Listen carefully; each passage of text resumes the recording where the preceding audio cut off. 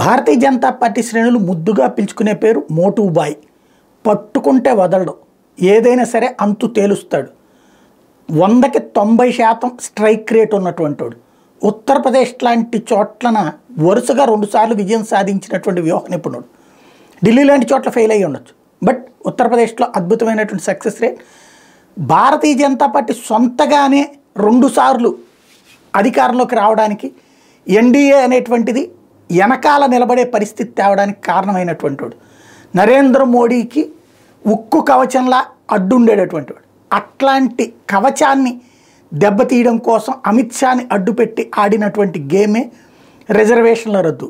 అమిత్ షా, రాజ్నాథ్ సింగ్ అందరూ క్లియర్గా చెప్తున్నది, బీసీ ఎస్సీ ఎస్టీ రిజర్వేషన్లకి అడ్డుపడి వాళ్ళకి నోటి దగ్గరకు వచ్చిన ముద్దలో ఒక 5%, 4% తీసేసి ముస్లింలకు ఇచ్చారు. అట్లా మతపరమైన రిజర్వేషన్ మేము వ్యతిరేకం. ఆ రిజర్వేషన్స్ని రద్దు చేసి వీళ్ళకి ఇస్తామంటే దాన్ని కాస్త మార్ఫింగ్ చేసి కట్ చేసి ఎడిట్ చేసి చేసినటువంటి ఉదంతంలో అమిత్ షా సీరియస్ అయ్యాడు. ఎందుకు? తననే టార్గెట్ చేయడంతో. అసలే హోంమంత్రి, అన్ని ప్రభుత్వ విభాగాలు ఆయన దగ్గరే ఉంటాయి, దర్యాప్తు విభాగాలు ఆయన దగ్గరే ఉంటాయి. చివరికి వేగంగా స్పందించారు. వెంటనే ఓ పక్కన రేవంత్ రెడ్డికి సమన్లు వచ్చిన నోటీస్ వచ్చింది.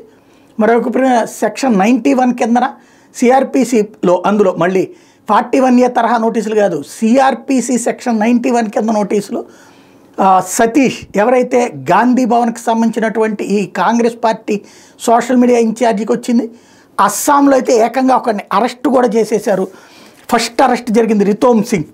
అంటే టోటల్గా ఇలాంటి తప్పుడు ప్రచారానికి సంబంధించి టెక్నాలజీని అడ్డు పెట్టుకుని తప్పుడు ప్రచారం చేసే వాళ్ళకి చెక్ పెట్టేటువంటి వ్యవహారంలో వేగంగా రంగంలోకి దిగింది కేంద్ర హోంశాఖ, అమిత్ షా.